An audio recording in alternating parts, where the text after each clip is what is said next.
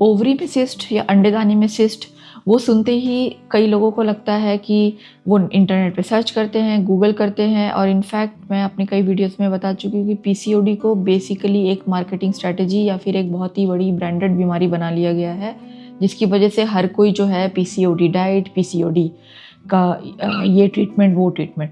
तो आज इस वीडियो में सारे पीसीओडी के मिथ और जितने भी इसके फैक्ट्स हैं हम उन पे बात करेंगे। मैं डॉक्टर खुशबू आनंद हूँ और इस चैनल पे बेसिकली हम लोग अवेयरनेस लाते हैं फर्टिलिटी, प्रेगनेंसी और महिलाओं से जुड़ी सारी स्वास्थ्य समस्याओं पे।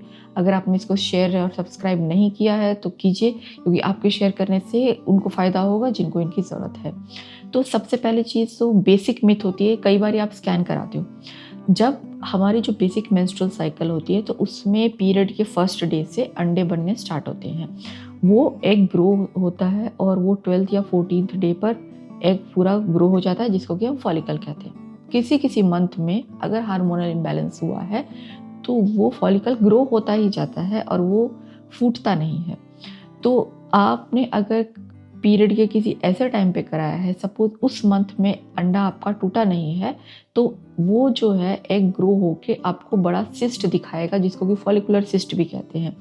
तो सपोज किसी ने अगर 25th डे या 28th डे स्कैन कराया है तो डॉक्टर कहते हैं कि अंडेदानी में सिस्ट है, जबकि कई बारी वो सिस्ट जो है फॉलिकुलर होता है और वो आते जाते रहता है। उस सिस्ट का पीसीओडी से कोई लेना देना नहीं है। पीसीओडी में एज सच कोई एक पर्टिकुलर सिस्ट नहीं होता है। तो अंडेदानी की सिस्ट अलग है और पीसीओडी अलग है। पीसीओडी बेसिकली एक हार्मोनल डिसऑर्डर है। उसमें अंडेदानी की जो पिक्चर होती है उसमें बहुत सारे छोटे छोटे फॉलिकल्स दिखते हैं। उनके जेनेटिकली ही ओवरी की साइज़ बड़ी होती है और उनमें अंडे ज़्यादा होते हैं नेचुरल कंपैरिजन। अगर आप नॉर्मल ओवरी का अपीयरेंस देखोगे और उसी में आप पीसीओडी का अपीयरेंस देखोगे तो आपको एक नेकलेस पैटर्न में छोटे छोटे फॉलिकल ओवरीज के चारों तरफ आपको नजर आएंगे।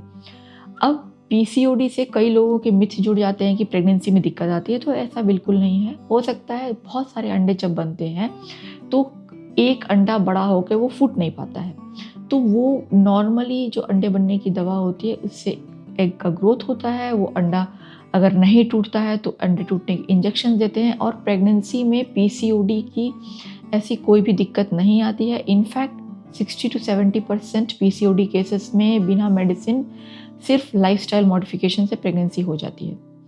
कुछ केसेस ज़रूर बनते हैं जिनमें अंडे अगर नहीं बनते हैं तब आपको ओवेरियन ड्रिलिंग सजेस्ट किया जाता है या फिर आपको कुछ हार्मोन्स के इंजेक्शन सजेस्ट किए जाते हैं। तो जब आपके एग्स बनने लगते हैं, फॉलिकल्स रेगुलरली बनने लगते हैं, तो आपको प्रेगनेंसी कंसीव करने में कोई भी दिक्कत नहीं आती है। तीसरी जो धारणा होती है कि ज़्यादातर मोटे लोगों में पीसीओडी होती है, हमारा जो वजन बढ़ रहा है हो सकता है हमको पीसीओडी हो गया होगा। ऐसा बिल्कुल भी नहीं है। पीसीओडी का वेरिएंट है लीन पीसीओडी, एक टर्मिनोलॉजी है। इनफैक्ट पतले लोगों को भी पीसीओडी हो सकता है। उसके अलावा जो कॉमनली लोगों की धारणाएं होती हैं कि पीसीओडी मतलब कि अंडेदानी का कैंसर तो नहीं होगा, तो ये एक बहुत ही गलत धारणा है। ओवेरियन सिस्ट बिल्कुल अलग है और पीसीओडी अलग है। इनफैक्ट पीसीओडी वालों को ओवेरियन कैंसर का कोई भी इस तरह का खतरा नहीं होता है। हाँ, अगर पीसीओडी में मेंस्ट्रुअल प्रॉब्लम है, अगर काफ़ी समय से कई लोगों के पीरियड्स 2 महीने, 3 महीने, 4 महीने अगर नहीं आते हैं और फिर भी आपने पीरियड्स को लाने वाली मेडिसिन नहीं ली है, तो बच्चेदानी की लेयर मोटी होती जाती है, क्योंकि एंडोमेट्रियम का ग्रोथ तो होता ही है, बच्चेदानी की ग्रोथ होती ही रहेगी। अगर ओवरीज से हार्मोन नहीं आ रहे हैं तो बच्चेदानी की लाइनिंग जो है वो झड़ेगी नहीं, और जब वो नहीं झड़ेगी तो मोटी होती जाएगी। तो उस सिचुएशन में बच्चेदानी की परत जो है वो मोटी हो जाती है, जिसको कि एंडोमेट्रियल हाइपरप्लेजिया कहते हैं, जो कि लॉन्ग टर्म अगर वो क्रॉनिकली बहुत दिनों तक अगर लाइनिंग मोटी रही तब वो बच्चेदानी के कैंसर में कन्वर्ट होती है। तो इसीलिए आपको हमेशा सजेशन दिया जाता है कि अगर 2 महीना, 3 महीना, 4 महीना अगर आपको पीरियड्स नहीं आए हैं तो बीच बीच में 1.5 से 2 महीने पे आप विड्रॉल के मेडिसिन्स ले लो, पीरियड्स को लाने वाले आप मेडिसिन्स ले लो अपने हार्मोन्स को चेक करा के। बेसिक तौर पे जो पीसीओडी का इलाज है वो है, अगर मैं ये कहूँ कि उसके 3 इलाज हैं, तो पहला लाइफस्टाइल मॉडिफिकेशन, दूसरा भी लाइफस्टाइल मॉडिफिकेशन, इनफैक्ट तीसरा भी लाइफस्टाइल मॉडिफिकेशन। सबसे मेन इलाज जो है वो आपको अपनी लाइफस्टाइल को मॉडिफाई करना है, जिसमें कि आपको healthy balance diet, regular exercise, 7 से 8 घंटे की नींद और अपना सर्कैडियन रिदम मेंटेन रखना है। उसके अलावा जो भी आपको मार्केट में PCOD supplements, PCOD fibre, PCOD, इन सारे चीज़ों के झांसे में नहीं आना है। और इनफैक्ट कुछ लोग बहुत दिनों तक हार्मोन की पिल, कुछ डॉक्टर्स जो है वो पीसीओडी में हार्मोनल पिल्स देते रहते हैं, वो उसका ट्रीटमेंट नहीं है। हो सकता है अगर आपको पीसीओडी की वजह से वजन बढ़ रहा हो, या अगर फेस पे एक्ने आ रहे हैं, या अगर बाल झड़ रहे हैं, तो उससे भले ही आपको हार्मोनल पिल से टेम्पररली आपको कुछ फ़ायदा मिल सकता है, बट पीसीओडी का इलाज ओसीपीस बिल्कुल भी नहीं है।